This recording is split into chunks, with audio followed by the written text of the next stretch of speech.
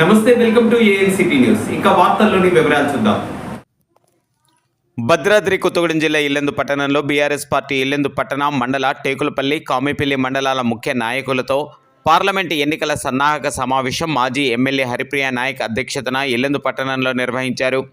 కార్యక్రమంలో పార్లమెంట్ అభ్యర్థి మాలోత్ కవిత, మాజీ మంత్రి సత్యవతి రాథోడ్, ఎమ్మెల్సీ రవీందర్ రావు, ఆంగోత్ బిందు, దిండిగల రాజేందర్ తదితరులు మాట్లాడుతూ కాంగ్రెస్ పార్టీ 3 నెలల్లో ఇచ్చిన హామీలను నెరవేర్చలేకపోయిందని, ఎన్నో సంక్షేమ ఫలాలు అందించిన బీఆర్ఎస్ పార్టీ మాత్రమే ప్రజలను ఓటు అడగడానికి అవకాశం ఉందని, ప్రజలందరూ బీఆర్ఎస్ పార్టీ సంక్షేమ ఫలాలను అనుభవించి ఉన్నారు కాబట్టి బీఆర్ఎస్ పార్టీ అభ్యర్థులకు ఓటు వేయాలని గ్రామాన నాయకులు, కార్యకర్తలు ప్రజల్లోకి వెళ్లి ప్రచారాలు నిర్వహించాలని పిలుపునిచ్చారు. కనీసం సమీక్ష చేయకుండా ఉన్నటువంటి 800 దాటినటువంటి ఓపీ ఉన్నటువంటి ఒక హాస్పిటల్ ని మళ్ళీ నిర్వీర్యం చేసి మళ్ళీ మొదటి స్థానానికే తీసుకొచ్చినటువంటి మరి సందర్భము మనం చూస్తా ఉన్నాం. అటువంటి ప్రభుత్వము, అటువంటి ఎమ్మెల్యేని ఇక్కడ చూస్తా ఉన్నాం.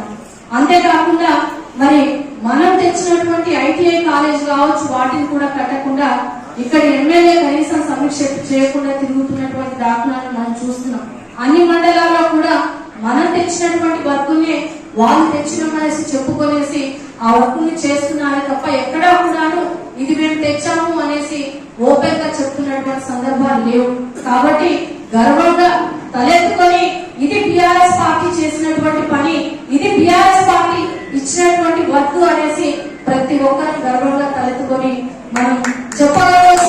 అలాగే ప్రతి ఒక్కరిని కూడా వేలెత్తి చూపించవచ్చు. మనం చూస్తా ఉన్నాము.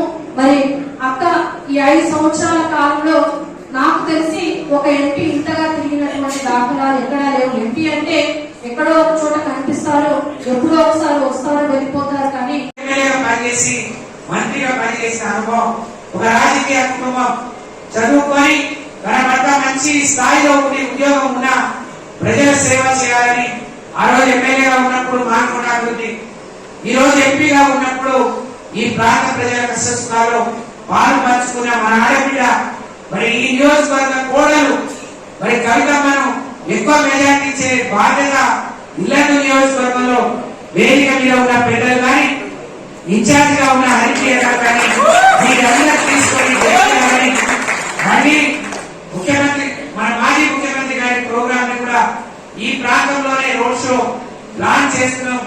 23వ తారీఖు కవిత గారి నామినేషన్ ఉంటుంది, తర్వాత ఇంకో రోడ్ షో ఉంటుంది.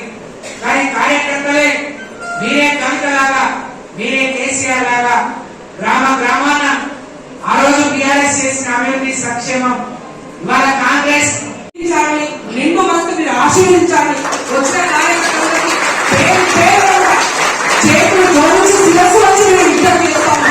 మీరు గట్టిగా పనిచేయండి, సైనికుడా ఉండండి. నా వ్యక్తిత్వం ఎందుకు తెలుసు, నా ఇంటికి నా గడపకి మీ ఇంటి దగ్గర ఉండే అభ్యర్థి, మీ కళ్ళ ముందు ఉండే అభ్యర్థిని అందరిలాగా పారిపోయే మనుషులు కాదు, భయపడే వ్యక్తులు కాదు.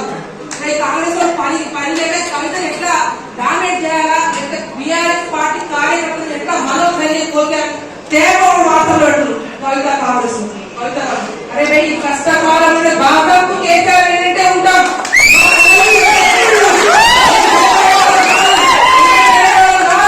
మా కార్యకర్తలు వెన్నంటే ఉండి, కేసీఆర్ నాయకులు వెన్నంటే ఉండి ప్రజల పక్షాన కొట్లాడతారని చెప్పి ఈ ఇల్లందు వేసి కూడా సభాముఖంగా తెలియజేస్తాం. అందుకే మీరెవరు మనోధైర్యం కోల్పోవాల్సిన అవసరం లేదు. మీకు ఆపద వచ్చిన సభలో ఇంకో మాట్లాడే పెట్టేస్తారు.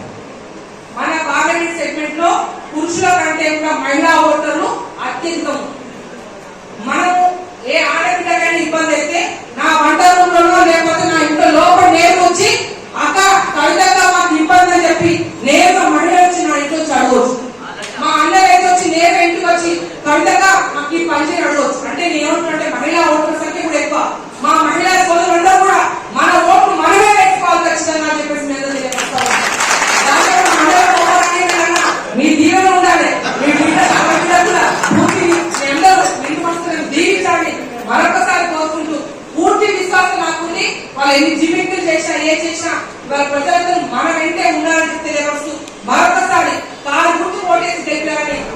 నిర్దాక్షిణ్యంగా తెలియజేస్తాను.